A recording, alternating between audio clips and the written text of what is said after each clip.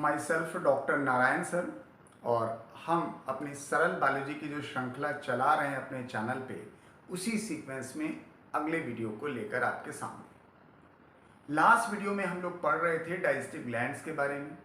उन digestive gland में हम लोग ने पिछली 2 वीडियो में सैलिवरी ग्लैंड और लिवर पढ़ लिया था, और इस वीडियो में हम पढ़ेंगे तीसरी ग्लैंड, दैट्स पैंक्रियाज। पहली बात जाने, पैंक्रियाज एक कंपाउंड ग्लैंड है। अब ये शब्द थोड़ा सा अलग सा है। पैंक्रियाज आपके एनसीईआरटी में 2 जगह दिया है, एक केमिकल कंट्रोल एंड कोऑर्डिनेशन में दिया हुआ है और एक यहाँ दिया हुआ है। लेकिन जब यहाँ पढ़ेंगे तो पैंक्रियाज में लिखा है इट्स ए कंपाउंड ग्लैंड, लेकिन जब आप केमिकल कंट्रोल में पढ़ेंगे तो वहाँ लिखा होगा pancreas is a composite gland. तो कंफ्यूज होने की जरूरत नहीं है।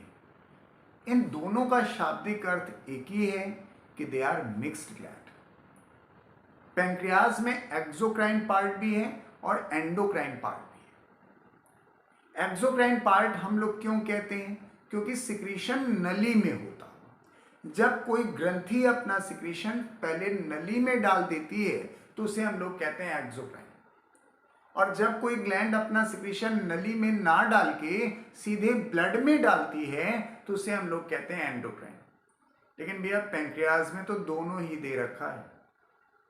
तो अब बात करते हैं पैंक्रियाज को लेकर। तो पहला सवाल आता है कि भाई पैंक्रियाज पाया कहाँ जाता है? ये बहुत बढ़िया सा सवाल है।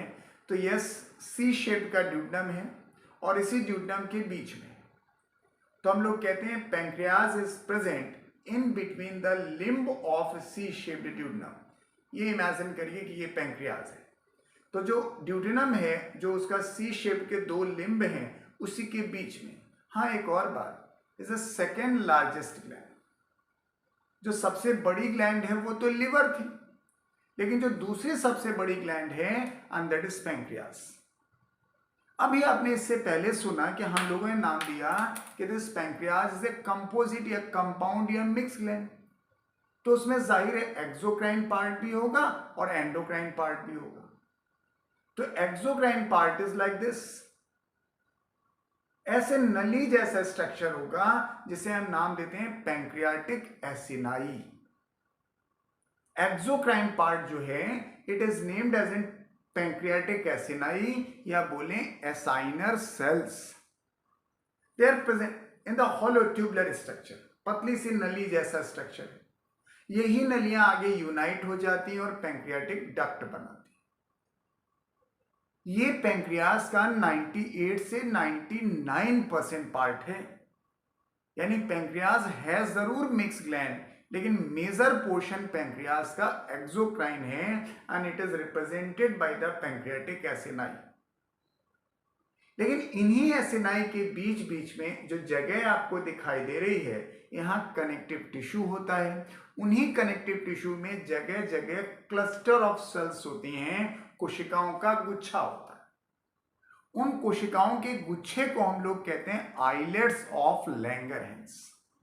लैंगरहैंस की दीपिकाएं, वो इंडोक्राइन पार्ट है जिसका रोल पैंक्रियाज में सिर्फ 1 से 2% है, यानी कम है।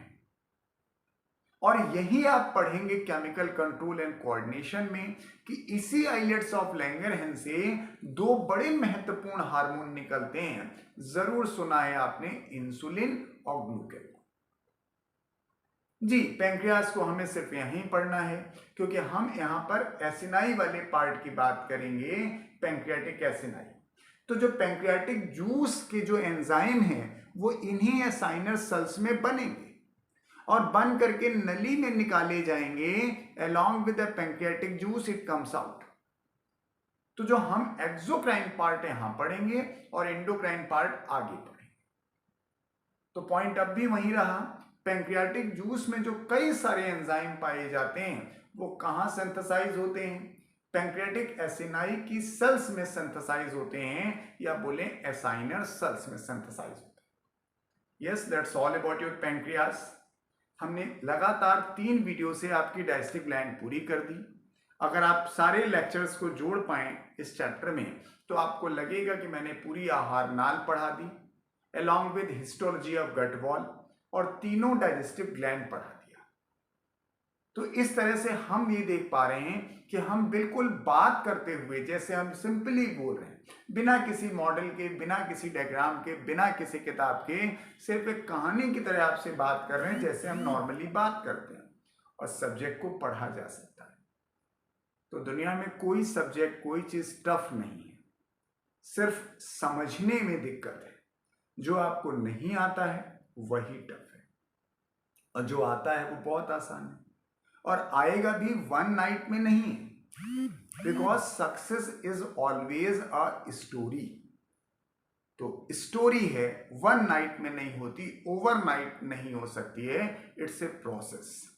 पढ़ते रहिए, लगातार आगे बढ़ते रहिए, आप जरूर सीख जाएंगे। हमारा प्रयास है और आप साथ देंगे तो जरूर सीखेंगे। चलिए, good luck to all of you and good night.